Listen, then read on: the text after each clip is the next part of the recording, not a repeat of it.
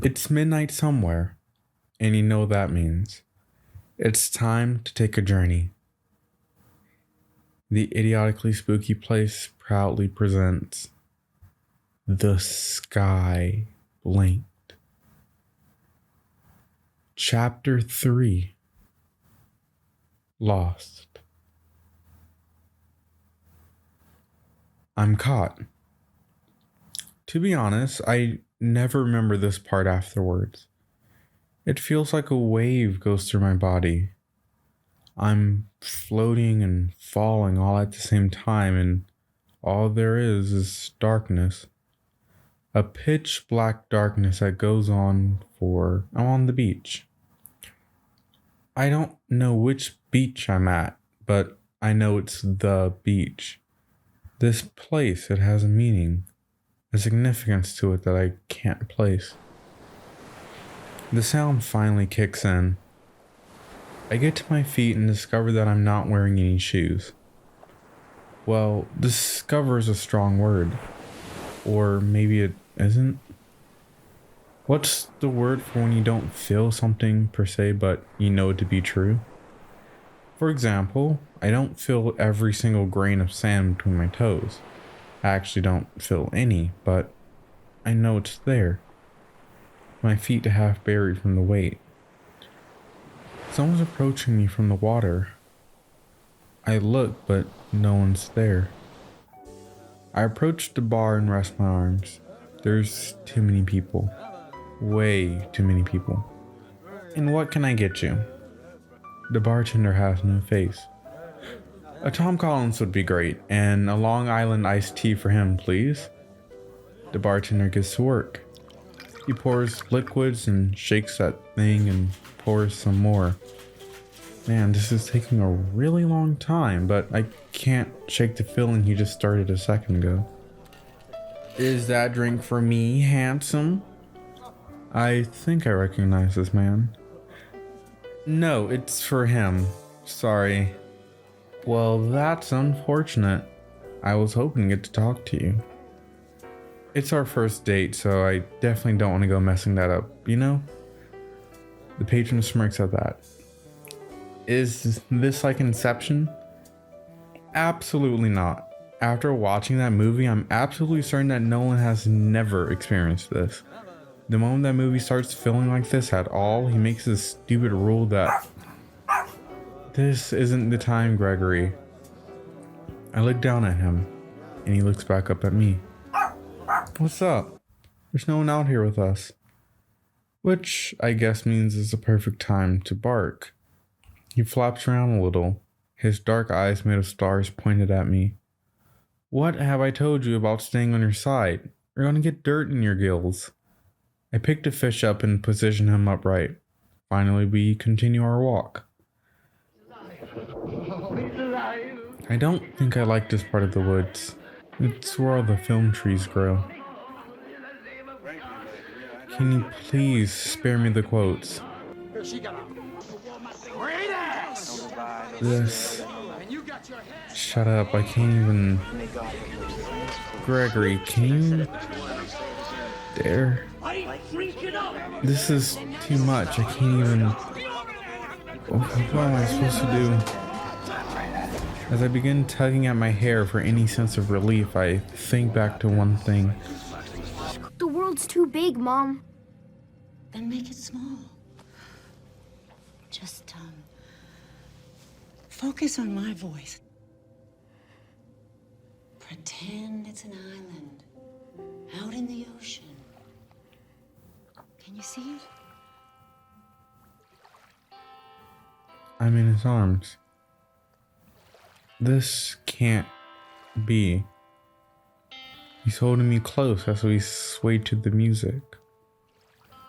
This isn't right. I'm aware of it. I'm afraid to look up. I always am. I never know what'll greet me. My eyes move up of their own accord. My curiosity outweighs my fear. Not curiosity, no. Longing. We part a little as I move to look at his face. Hello, beautiful. It's him. It's actually, would you like a drink? I brought a whole little kit. Sure, I'd like that. He slips out of my arms and I suddenly realize how cold it is. Look around. I should look around. Why should I look around? We're at the Airbnb. We're outside by the lake. His telescope next to us, pointing up at the stars. Which lake is this? I can never remember the name. I just remember. My eyes drift over to him. His little kit is a small box with a bag of ingredients and some bottles.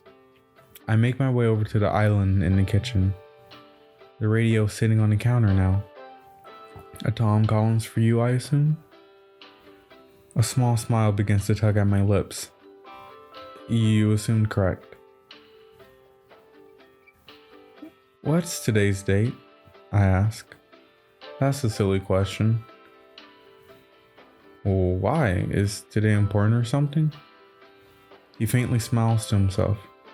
No, it's just silly to be worried about that right now. Seems like a waste. A waste? Here's your drink. He slides it in front of me, and honestly, it looks perfect. He picks up his own drink and raises it to me. Cheers, he says.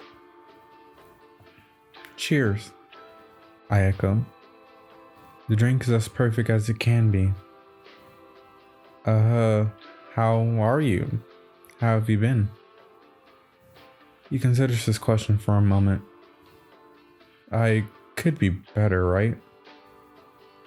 I'm sorry I wasn't able to. You've seen just as many movies as I have, he says, taking another sip from his drink. You know what the next words out of my mouth would be. Let's just skip that, please.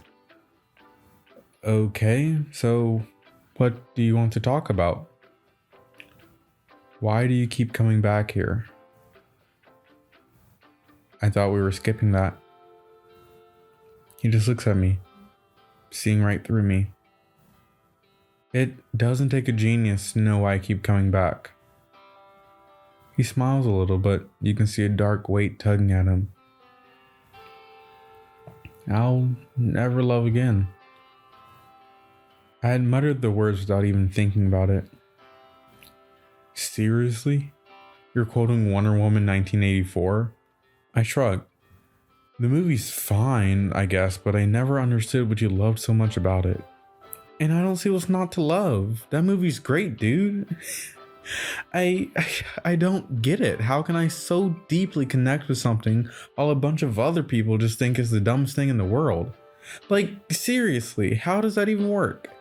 Are you seriously telling me that you have no connection whatsoever with the idea that with one absent-minded wish, you can get that one person back, and you get to show them everything they've missed, both in the world and in yourself, and they're just in your arms again. They're here. He just looks at me for a moment. That's nice and all, but I just think the wishing stone thing is stupid. Oh my gosh, get over the stupid stone. Diana was literally sculpted from clay and brought to life by Zeus, but we draw the line at a relic powered by a god? Pretty much, but hey, I liked Aquaman. I like fish. I grin at that. I kind of hate that that's the only thing you can say about that movie. It's pretty simple. Show me a fish and you've already got 8 stars. A memory tugs at my mind.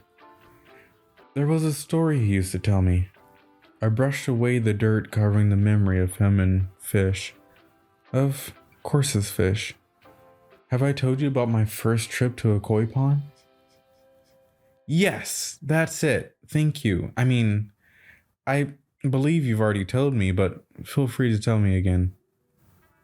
He begins. I forgot how old I was.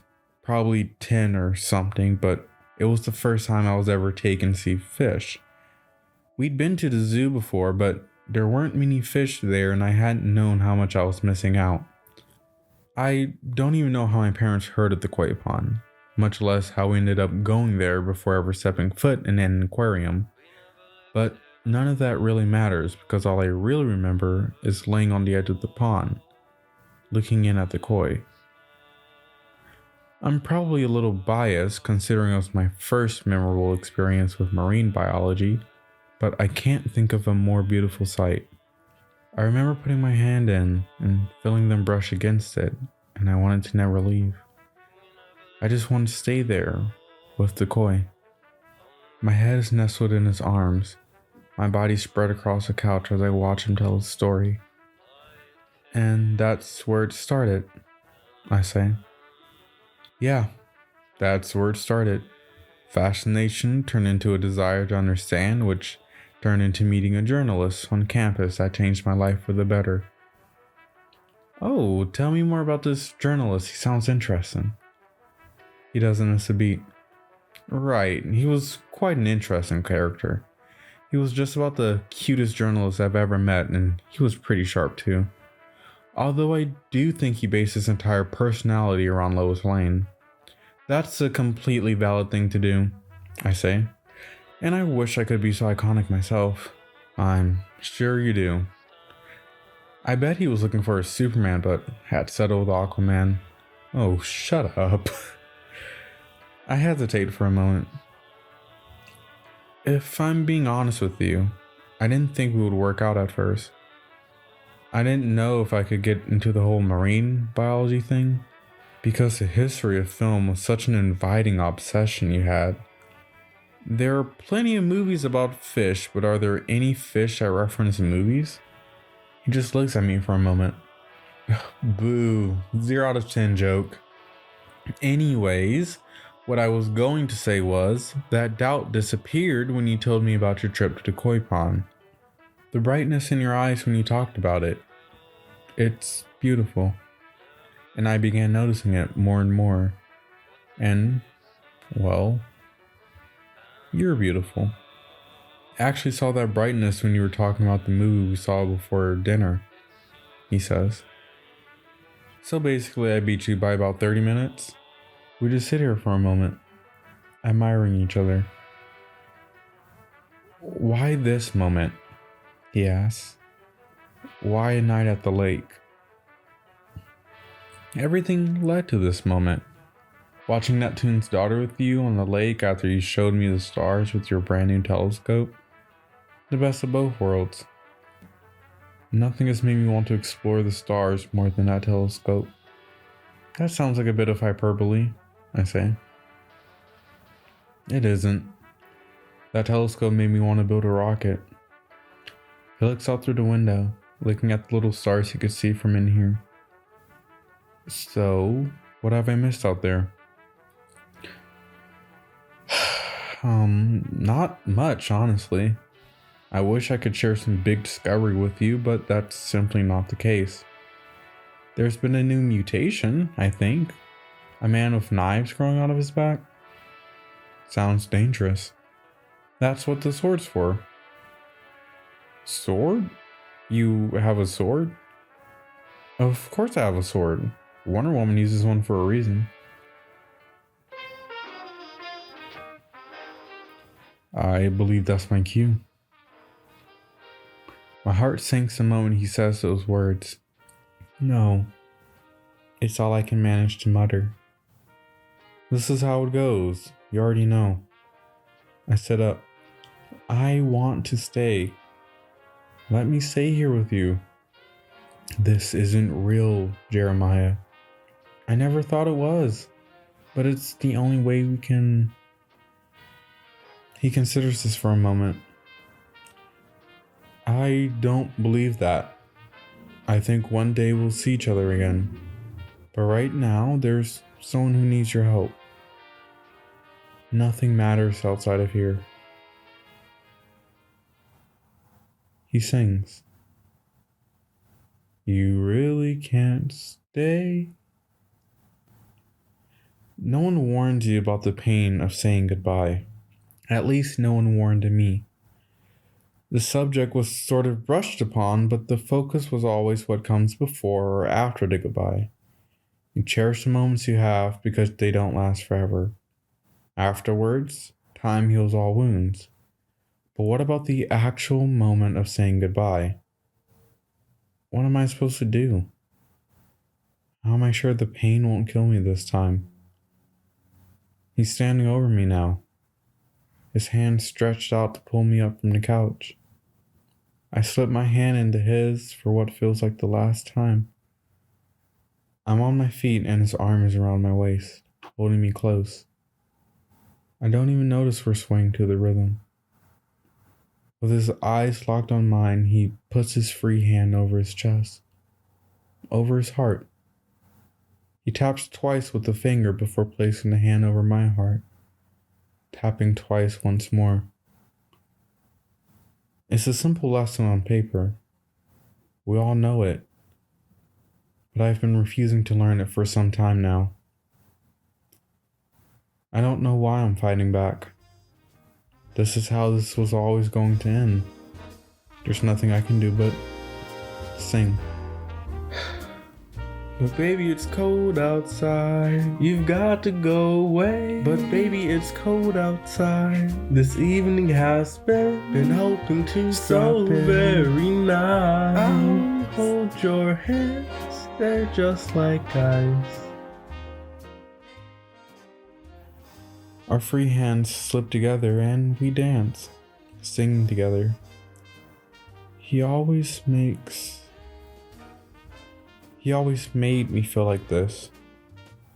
It was only with him I ever felt like I was living in a movie.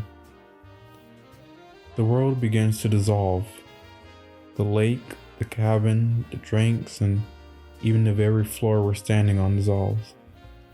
Everything around me begins to resemble a watercolor painting dropped in a puddle.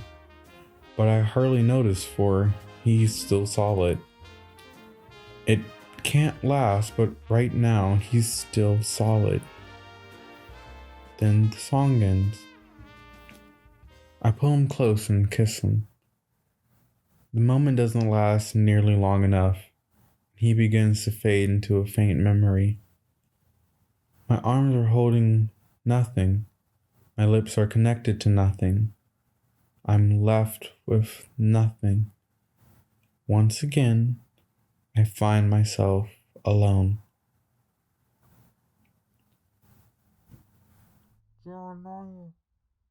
An ocean of darkness surrounds me, and I feel myself growing numb. Jeremiah! Jeremiah, are you okay? Cinder's in front of me, their hand on my shoulder as they try to bring me back to reality. I'm sat up, covered in what feels like a mixture of webs, pus, and substances I don't even want to begin to describe. The cocoon-esque thing I was in lays torn around me, already shriveling away. Yeah, I'm okay. I always need a moment after. What? I can't even explain further before a roar tears through the air. It sounds far away, but that really doesn't matter down here. We have to go.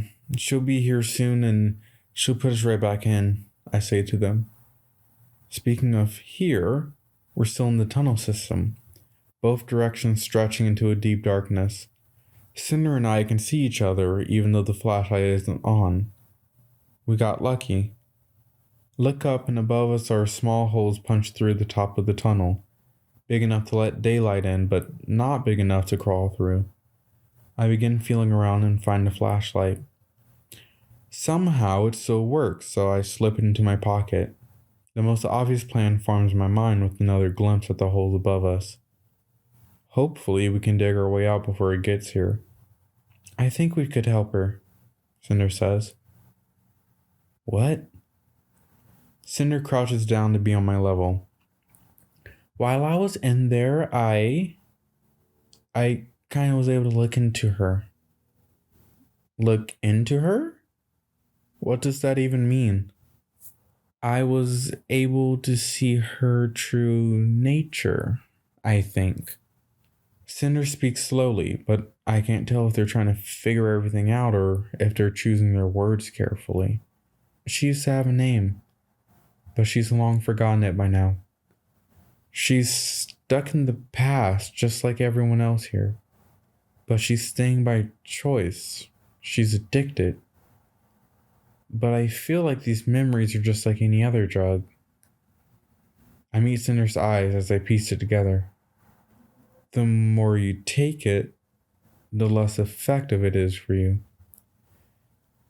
I used to spend an entire weekend with him. Before I knew it, just a day. Then hours, and now just a story and a song. But how do you get more memories? I look down at the cocoon that was just holding me. I think we can set her free, Cinder says. There's a hope in their voice, something I haven't heard in a long time. Do you have a plan? I ask. No. Lead the way. We ultimately decided to follow the tendrils of stuff and webs that connected the cocoon with what I assume is some hub closer to the center of this maze. We walk with purpose and with caution. This thing doesn't know we're trying to save it, and even if it did, who knows if it would even want to be. What was it like? The connection, I ask. Cinder flashes a glance at me before looking back forward. I could have sworn they looked unsure of themselves. It's hard to explain. Considering we're going towards the monster and in an attempt to save it, I would at least like a poor description. Their head twitches a little, and I consider dropping it, but they look over their shoulder back at me again. Their eyes are cold. When she uses people as a source of memory, she makes a connection, Cinder says. Their voice is almost monotone, matter of fact. I think back to when I found them looking out the window. If you're paying attention, if it were the fact that what you're seeing isn't real and make the choice not to go along with the delusion, you can exploit that connection. A bridge goes two ways. As for what it felt like, it was like experiencing every aspect of someone, but knowing that something is missing, and piecing together a puzzle from what's left. Cinder shivers. That's how I would describe it. Just like that, it's almost as if Cinder snaps out of it. We walk in silence for a bit, following the trail. A question comes to mind. Hey, what do you think will happen if we're able to save her? Cinder doesn't even look back. I imagine this place will just deteriorate. If she's the one keeping it running and then we remove her. I hadn't thought this far ahead, to be honest. Someone needed help and I, theoretically, could provide that help. But would things have gone the same if I had known it was the last time? Are you sure about this? I ask. Cinder comes to a stop. They let out a little puff before turning back to me. Jeremiah, have you been trapped in one of these things before? I don't answer. I dreamed about my parents. I had just come home from somewhere and dinner was just coming off the stove. When I came inside, they were happy to see me and we hugged, chatted about our day. That was fine. There was nothing wrong with that. Then the doorbell rang. They asked me if she was here. I hadn't the faintest clue what they were talking about, but I went to the door anyway. When I opened it, the girl I had a crush on at school was there waiting for me. I was frozen. She was there right in front of me, and not only that, my parents knew and had been waiting for her to join us. She kissed me. It was everything I had imagined. We were at the table, eating, talking, and laughing together, and there wasn't one single rude, snide remark, and my parents weren't telling me how I lost my connection with God or that I was doing something unnatural, and that's when I knew. I was just looking at the three of them and it all began to feel so wrong. I know how things went. She never looked my way. My parents didn't understand me and didn't want to. Jeremiah, I can't describe how much I wanted to stay. How a part of me just wanted to stay there with them forever, but it wasn't real. Cinder looks me in the eyes. These dreams will never give you what you need.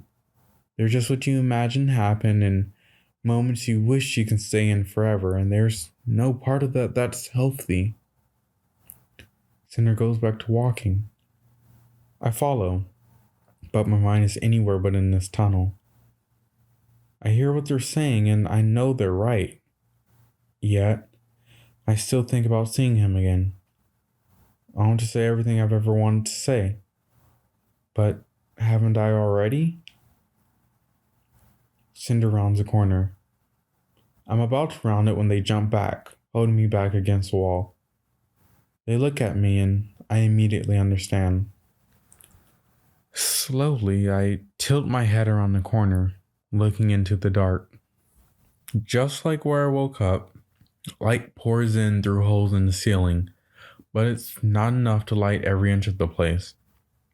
What I can see still manages to send a chill down my spine. The cocoons are everywhere, covering every inch of the wall. As I watch, I notice they're pulsing. It's a slight movement, but they're pulsing without a doubt. There's movement from the left side of the entrance, and I jump back around the corner. It was quick, but I got a glimpse at familiar legs. They aren't human at all.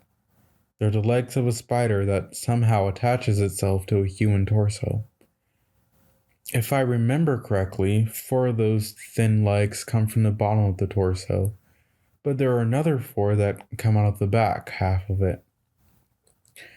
The human torso morphs not only into those 4 legs, but also into a sickly long body. The greenish brownish color always sticks with me, for I swear I've never seen it before. It has 2 legs protruding from each side of that mass, and they work together to move like a praying mantis. The woman that the torso belongs to has always, strangely, been almost normal.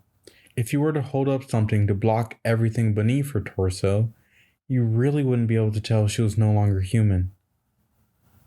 I look to Cinder, waiting for them to lead.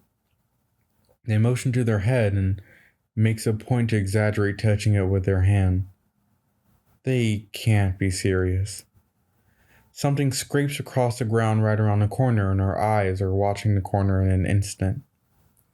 Slowly and quietly, I grab the hilt of my sword and begin pulling it out. The tip of the head slowly comes into view first. It's not her head. It's the head of the man from earlier. The man that isn't really a man at all anymore. Hello? Okay.